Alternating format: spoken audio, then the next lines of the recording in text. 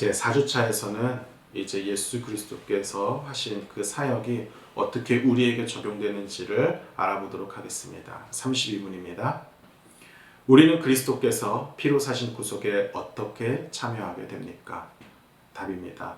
그의 성령께서 우리에게 구속에 효력 있게 적용하심으로써 되어집니다. 예수님의 낮아지신 사역과 높아지신 사역은 우리와 전혀 상관없는 것이 아닙니다. 성령을 통하여 그것이 우리에게 적용되죠. 그래서 그로 말미암아 우리가 구원을 얻게 됩니다. 33문입니다. 성령께서 그리스도의 피로 사신 구속을 우리에게 어떻게 적용하십니까? 답. 우리 안에 믿음을 일으키시고 또 혈력 있는 부르심으로써 우리를 그리스도와 연합하게 하심으로 적용시키십니다. 하나님께서는 예수 그리스도를 믿음, 즉 그의 그리스도 사역과 그분의 낮아지심과 높아지신 사역으로 인하여 우리가 구원받았다는 그 사실을 믿음으로 구원을 받을 수 있다라고 말씀하십니다. 그 믿음은 우리가 스스로 가질 수 있는 것이 아닙니다. 바로 성령께서 우리 안에 역사하셔서 믿는 마음을 불어넣어 주셔서 믿음을 가질 수 있게 되는 것이죠.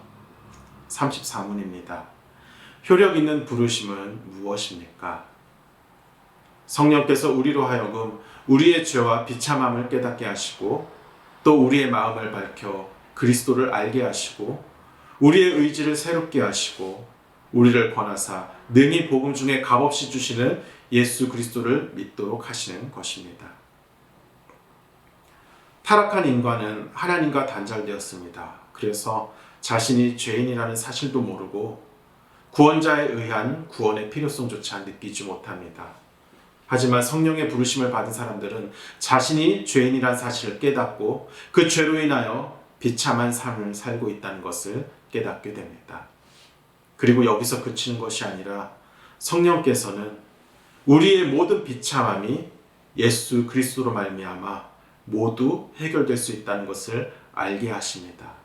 예수로 말미암아 모든 죄의 문제가 해결되고 그로 말미암아 우리가 평안을 누릴 수 있다는 것을 알게 하시는 것이죠. 35문입니다. 효력이 있는 부르심을 받은 자들은 금생에서 어떤 유익을 얻습니까? 답. 금생에서 의롭다 하심과 양자 삼으심과 거룩하게 하심을 얻고 또 금생에서 이와 함께 받는 여러 가지 유익과 여기서 나오는 여러 가지 유익을 얻습니다. 의롭게 하심, 양자 삼으심, 거룩하게 하심, 그리고 여러 가지 유익을 얻는다라는 말은 이후 36문부터 계속됩니다. 36문. 의롭다 하심은 무엇입니까?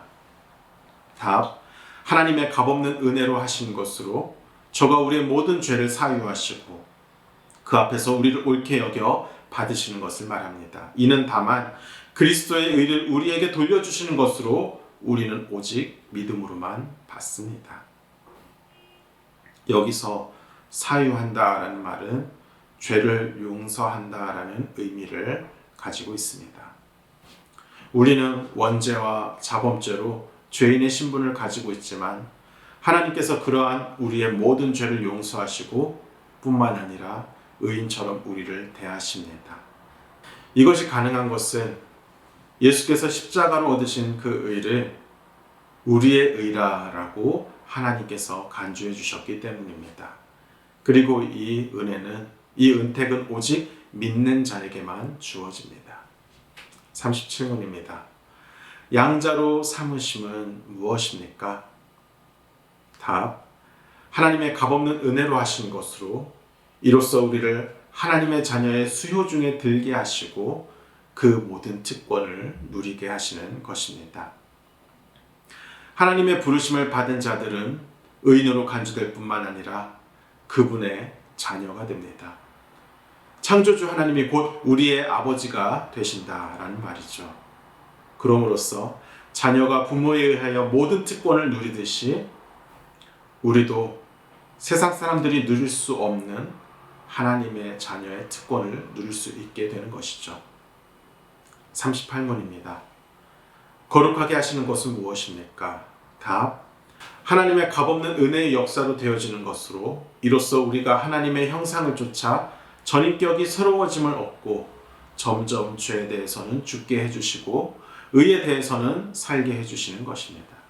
하나님의 부르심을 받은 자들은 의인의 신분을 갖게 됩니다. 그리고 단순히 이름만 의인이 되는 것이 아닙니다. 실제로 우리가 그것에 걸맞는, 그 의인이라는 이름에 걸맞는 사람이 되게 하십니다. 어떻게요?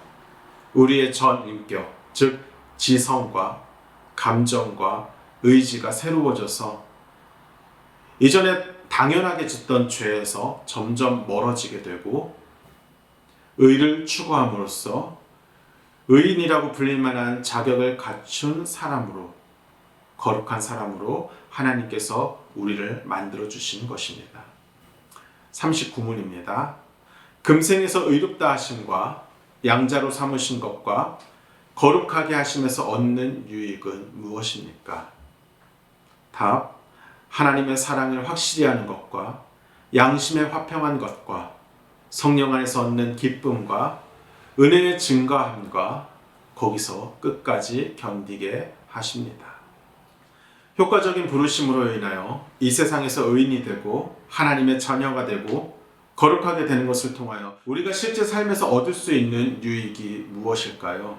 그것은 다른 사람이 느끼지 못하는 창조주 하나님의 사랑을 느낄 수 있게 되는 것입니다. 그리고 죄로 인한 양심의 가책에서 벗어나고 성령께서 주시는 기쁨과 은혜를 누릴 수 있게 되는 것이죠. 더 나아가서 죄로 인하여 비참해진 이 세상에서 견딜 수 있는 힘과 또 이길 수 있는 능력을 가지게 되는 것입니다. 40문입니다. 성도가 죽을 때 그리스도에게서 무슨 유익을 받습니까? 답: 그 영혼이 완전히 거룩하게 되어 즉시 영광 중에 들어가고 그 몸은 여전히 그리스도께 연합하여 부활할 때까지 무덤에서 쉼을 얻습니다. 부름을 받은 자의 유익은 죽었다고 끝나는 것이 아닙니다. 세상 모든 사람이 절망하는 죽음 앞에서도 성도의 유익은 계속됩니다. 그것은 예수 그리스도와 연합하여 낙원에서 안식을 누리게 되는 것입니다. 41문입니다. 성도가 부활할 때에는 그리스도에게서 무슨 유익을 받습니까?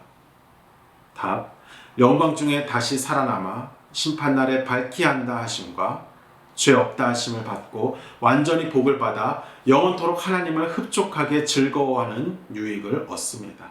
사람은 죽는다고 모든 것이 끝나는 것이 아닙니다. 믿는 자나 그렇지 않은 자나 죽음 이후의 삶이 있습니다. 하나님께서는 마지막 그 때에 모든 사람이 하나님 앞에서 심판을 받을 것이라 말씀하셨습니다. 믿지 않는 자가 심판을 받게 되면 어떻게 될까요? 믿지 않는 자는 그가 가지고 있는 죄를 근거로 하여 하나님 앞에서 심판을 받게 될 것입니다. 그리고 영원한 지옥의 형벌에 처하게 될 것입니다. 그럼 믿는 자는 어떻게 되죠? 그리스도를 믿음으로 말미암아 의롭다 여김을 받아 심판대 앞에서 죄 없다 하심을 받게 될 것입니다. 그리고 또 그리스도와 함께 영원한 복과 즐거움 속에서 기쁨으로 살게 될 것입니다. 이번 주에는 구원이 우리에게 어떻게 적용되고 어떤 유익을 주는지 알아보았습니다. 이를 잘 묵상하셔서 하나님께서 주시는 큰 은혜를 한 주 동안 누리셨으면 좋겠습니다. 감사합니다.